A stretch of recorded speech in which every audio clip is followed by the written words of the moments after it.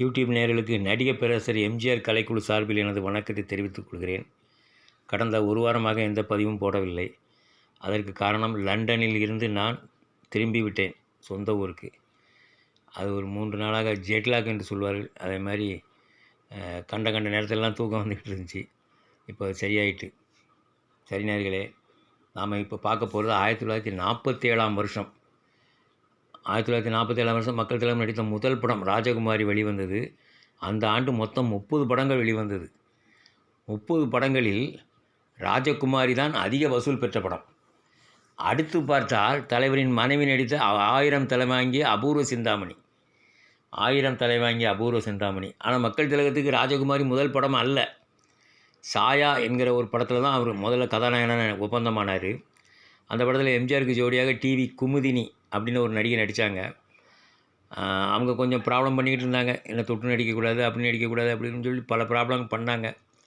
ஆனால் அந்த படம் இடையிலே கைவிடப்பட்டதுனால அதுக்கு அடுத்தது வந்து ஜூபிடர் பிக்சர்ஸில் வந்து ஏஎஸ்ஏ சாமி இயக்குனராக இருந்தார். அவர் வந்து ஒரு படத்தை தயாரிக்கலாம் அப்படின்னு சொல்லி ஜூபிடர் பிக்சர்ஸ் சொல்லும்போது, அவங்க பெரிய கதாநாயகனை போட்டு எடுங்க, நம்ம சின்னப்பா இந்த மாதிரி ஆட்களை போட்டு எடுங்க அப்படின்னு சொன்னாங்க. ஆனால் அவர் சொல்லிட்டாரு, எனக்கு எம்ஜிஆர் மட்டும் போதும், எம்ஜிஆரை வச்சு நான் தயார் பண்ணிடுவேன் அப்படின்ட்டு இருக்காரு. அந்த படத்தில் எம்ஜிஆர் கொடுத்த சம்பளம் வெறும் 2550 தான்.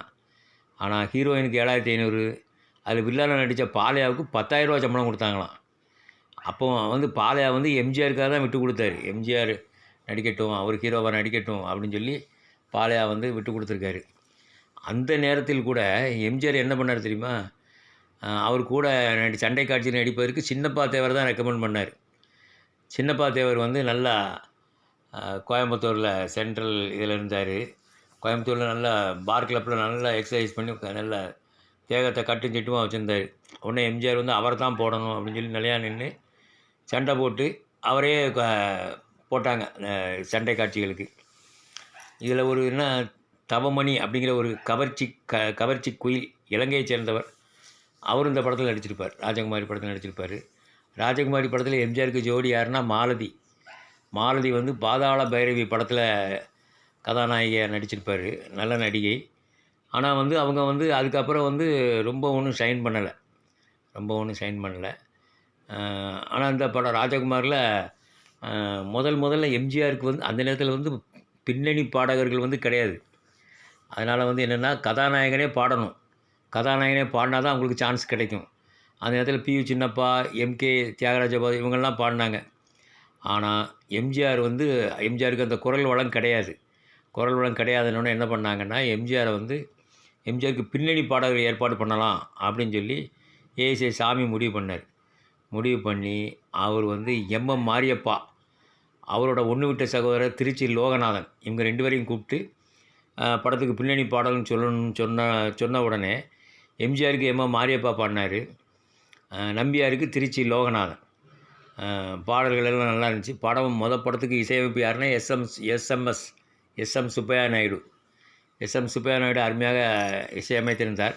ஆனால் இந்த காலத்தில் அந்த பாடல்கள்லாம் நம்ம ரசிக்க முடியாது.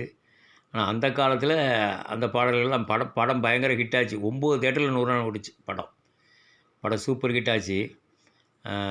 சென்னையில் மட்டும் 2 தேட்டர், ஸ்டார் கிரவுண்ட் அப்படின்னு 2 தேட்டர். திருச்சியில் பாருங்கள் 12வது வாரம் விளம்பரம்லாம் வந்தது. அதுக்கப்புறம் வந்து 100வது விளம்பரத்தை தேடிக்கிட்டு இருக்கோம், இன்னும் கிடைக்க மாட்டேங்குது நமக்கு. அப்புறம் மதுரை, திருச்சி, கோவை, சேலம் எல்லா ஊர்லேயும் ஓடிச்சு, வேலூரில் ஓடிச்சு, அப்புறம் பெங்களூரு எல்லாம் சேர்த்து மொத்தம் 9 தேட்டர். திருநெல்வேலியில் கூட 100 நாள் ஓடிச்சு. மதுரை சிந்தாமணியில் 130 நாள் ஓடி நல்ல ஒரு வெற்றியை பெற்றது ராஜகுமாரி 1947. சரி நேயர்களே, 1947 பற்றி நம்ம பார்த்துக்கிட்டு இருக்கோம். இப்போ வந்து பாருங்கள், ரிலீஸ் ஆனது ஏப்ரல் 11 நினைக்கிறேன். ஏப்ரல் 11 வெளிவந்த படம். தியேட்டர் போட்டு விளம்பரம் வந்துச்சு. அந்த நேரத்தில் நிறைய தேட்டர் போட்டு விளம்பரம் வந்துச்சு. இதில் வந்து அதிக நாள் ஓடினது வந்து திருச்சி வெலிங்டனில் 147 நாட்கள், மதுரை சிந்தாமணியில் 130 நாட்கள், கோவை சண்முகாவில் 116, இப்படி எல்லா ஊர்லேயும் 100 நாளுக்கு மேலே ஓடி போயிட்டு திருநெல்வேலியும் 100 நாளை தாண்டிச்சு. அந்த ஆண்டின் பிளாக் பஸ்டர் படம் 1947 பிளாக் பஸ்டர் படம் எதுன்னா அது ராஜகுமாரி தான். ராஜகுமாரி வந்து இப்போ வரைக்கும் அந்த படத்தை வந்து நம்ம ரசித்து பார்க்கலாம். கேசட்டில் இருக்குது, வீடியோ இதில் போய் போய் பார்க்கலாம். படமும் போர் அடிக்காமல் போகும். கொஞ்சம் மாயாஜால படம் தான். பாருங்கள், தியேட்டர் மேனேஜர், சிந்தாமணி தியேட்டர் மேனேஜரே வந்து கையெழுத்து போட்டு கொடுத்துருக்குறாரு. எந்தெந்த படம் அவங்க தியேட்டரில் 100 நாள் ஓடிச்சுங்கிற ஒரு லிஸ்ட்டை கொடுத்துருக்காரு. இதில் பாருங்கள், சென்னையில் ஸ்டார் கிரவுண்டில் 100 நாள், மதுரை சிந்தாமணி, திருச்சி வெலிங்டன், சேலம் ஓரியண்டல், கோவை ராஜா, நெல்லை ராயல், வேலூர் நியூ அபேரா, பெங்களூர் கீதா ஆகிய 9 தியேட்டரில் 100 நாட்களை தாண்டி வெற்றி பெற்றது. இதற்கு அடுத்தாற்போல் நாம் பார்க்க போனால், அதே ஆண்டு வெளிவந்த 1000 தலை வாங்கிய அபூர்வ சிந்தாமணி. இந்த படம் வந்து ஒரு மாடர்ன் தியேட்டர்ஸ் தயாரிப்பு. மாடர்ன் தியேட்டர்ஸில் வந்து அதன் தயாரிப்பாளர் வந்து டிஆர் சுந்தரம். டிஆர் சுந்தரம் தான் இயக்கம் பண்ணார். அந்த படத்தையும் தயாரித்தார், இயக்கமும் செய்தார். இதில் கதாநாயகியாக நடித்தது வந்து விஎன் ஜானகி அம்மா. விஎன் ஜானகி அம்மா. ஆனால் அந்த படத்தில் கதாநாயகன் யாருன்னா பிஎஸ் கோவிந்தன். பிஎஸ் கோவிந்தன் வந்து கதாநாயகனாக நடித்த படம். இந்த படமும் வந்து ரொம்ப த்ரில்லிங்காக போகும், நல்லாயிருக்கும். 999 தலையாக வாங்கிடுவாங்க. 1000வது தலை எடுக்கிறதுக்குள்ளே சாமியார் வேஷம் கலைஞ்சிரும். ஆக நல்ல விறுவிறுப்பான படம். நல்ல விறுவிறுப்பான படம்.